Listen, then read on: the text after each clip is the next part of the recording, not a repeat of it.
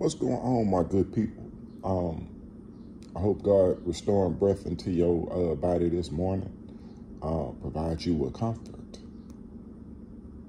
I used to ask God about chosen people and things and stuff like that. God say, look, man, put your hand in front of your mouth. He said, blow on it. He said, everybody got that breath. They blessed. That's how easy it is. Just that easy. Let me keep moving on, man. I want to read something today. I don't have stuff to talk about, man, I say, well, I can at least read the Bible to them. So let's do Bible study today. Let's do Jeremiah chapter 10. This is the Message Bible I'm reading from. And this is one of my favorite chapters in Jeremiah. This is Jeremiah chapter 10. It's called The Stick Gods. Man, God was extremely upset with people in this here little chapter, man. I'm going to go ahead and start reading it to you, but you're going to understand why God is so upset. Listen to the message that God is sending your way. House of Israel, listen most carefully. Don't take the godless nations as your models. Don't be impressed by their glamour and glitz, no matter how much they've impressed. The religion of these people is nothing but smoke.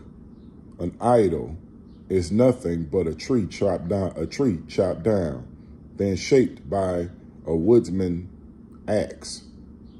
They trim it with tinsel and balls, use hammer and nails to keep it upright. It's like a scarecrow in a cabbage patch.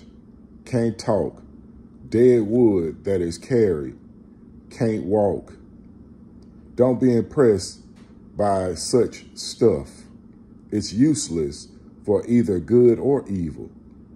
All this is nothing compared to you, O God.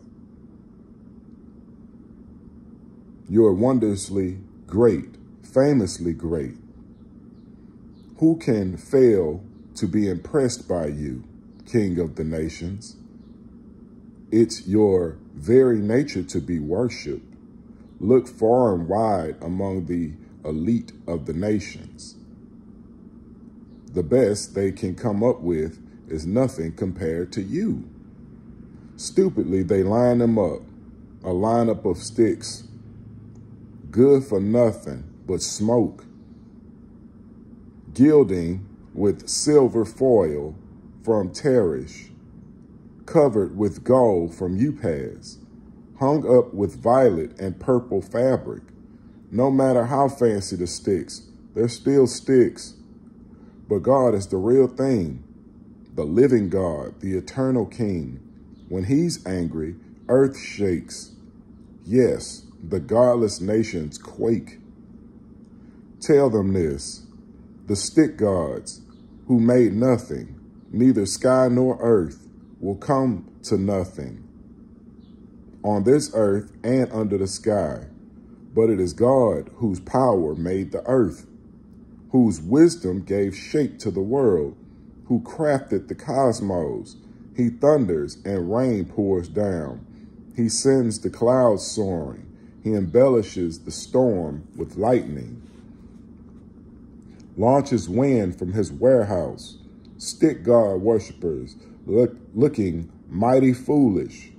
God makers embarrassed by their handmade gods. Their gods are frauds, dead sticks, dead wood gods, tasteless gods. When the fires of judgment come, there'll be ashes. But the portion of Jacob is the real thing. He put the whole universe together and paid special attention to Israel, his name, God of the angel armies. Grab your bags, all you who are under attack. God has given notice. Attention, I'm evicting everyone who lives here. And right now, yes, right now, I'm going to press them to the limit, squeeze the life right out of them. but it's Black Day for me. Hopelessly wounded, I said, why, oh why, did I think I could bear it? My house is ruined. The roof caved in. Our children are gone. We'll never see them again. No one left to help in rebuilding. No one to make a new start. It's because our leaders are stupid. They never asked God for counsel. So nothing worked right. The people are all scattered. The people are scattered all over. But listen, something's coming. A big commotion from the northern borders. Judah's towns are about to be smashed. Left to all the stray dogs and cats. I know, God, that mere mortals can't run their own lives.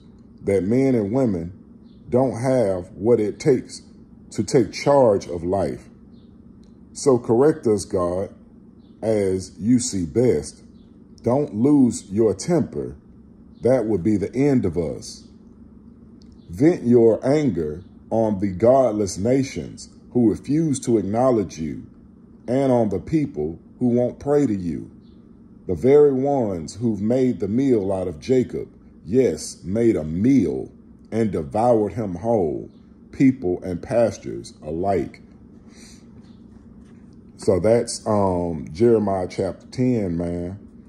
I want to go back to a part of this because the Bible uses specific things.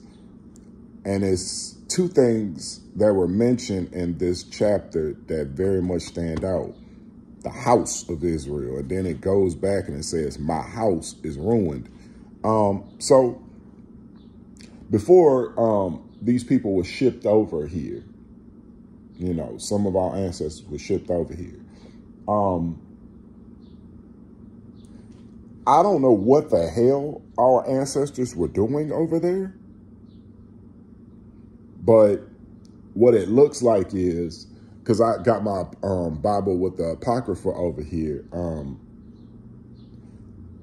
it started when I was reading about Solomon. And I think King Solomon was an excellent king, very wise, very wise, very wise. But it was some areas where he was not wise. Taking on all of those wives that were serving other gods. And God was like, if you running with these women, these strange women, that's what they would call, if you were rolling with these strange women, you're going to take on their gods. And I noticed when I traveled across the world, you know, I've dated multiple different ethnicities of women. You do have to take on their gods. Women are very, and you know, they can get you put on to something very, very quick. Women can influence because women are filled with the Spirit. So if they filled with the Spirit of their God, they're going to put their spirit onto you. So I always thought about, like, man, what the hell was our people doing before this great taking away came? Prideful, arrogant, couldn't tell them nothing. Oh, God ain't going to make us last. We always been first. Don't that sound like your American people today? So these people brought you over here, and it was a house that was ruined. I don't know if y'all understand what houses are, but in God's world, not man's, I don't live by man's law. We're talking about God's law. In God's law, there are houses. So your dad, when you got snatched in Africa, or some of the people who are actually from America, your fathers were part of a house. Were part of a house. This was like it's races on this planet. Like it's bloodlines, and those bloodlines are part of houses. You see what I'm saying? And when they brought you over here, the house was ruined because they took your last name. They took your last name. That's why the house was ruined. They took you from what you were doing. You was doing something over there. Like you were living a certain way. You had traditional dances. You wasn't doing hip hop over there. You was doing something totally different. So yeah, the house was ruined.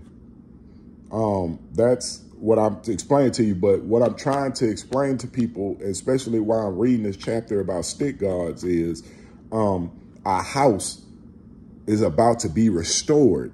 Not by man, because man don't play by God's rules, especially these men out here today, because man is innately evil. You're about to be restored by God. God is about to tell you who your daddy and them was, what house you came from. It's going to be a great house restoration, because when they brought you over here, you were branded. They branded people on their backs. These people knew exactly who the hell you was coming from, what tribe. Let me see. Let me brand them. This person used to be a queen. This person was a general in the military. They branded them people so you can know what they were when they came over here. You think those people was foolish? No, it was a language that they had to speak. When they were leaving that coast and they were headed over here, the people over here wouldn't know how to separate them. So the universal language was the brand. They branded them people.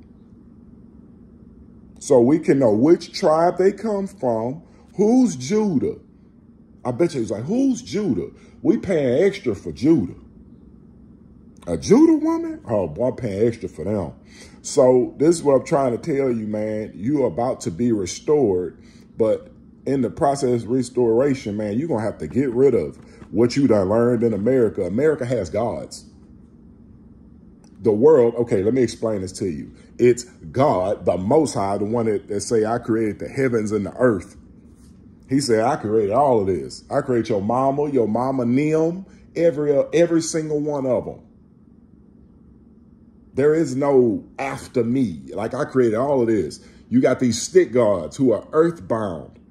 They might have come here before from another dimension, and people made them gods, because it says up in here that we are made to worship.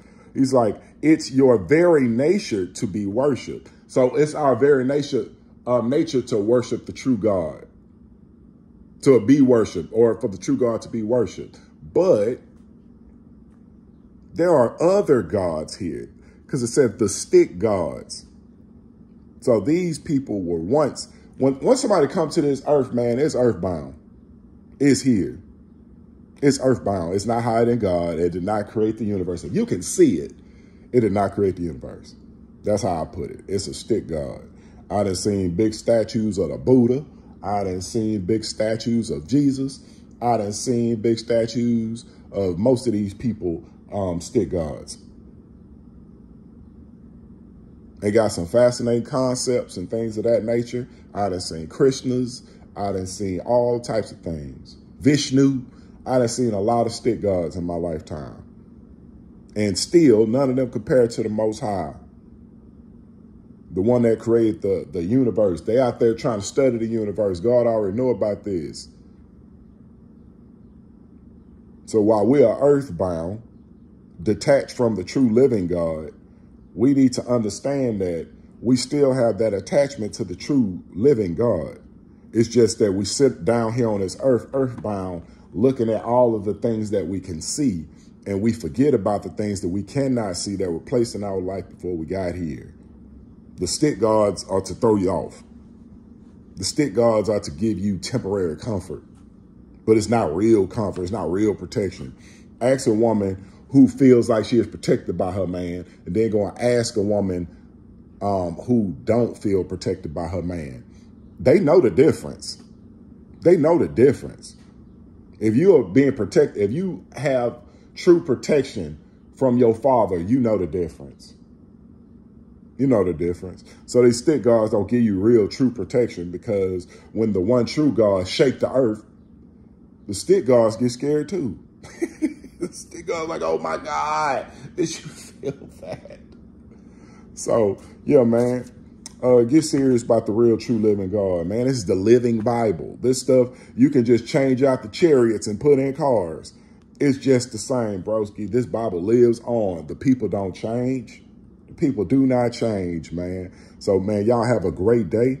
My hope and prayer for you is that you have and you get whatever you want, and that God provides you with everything that you need.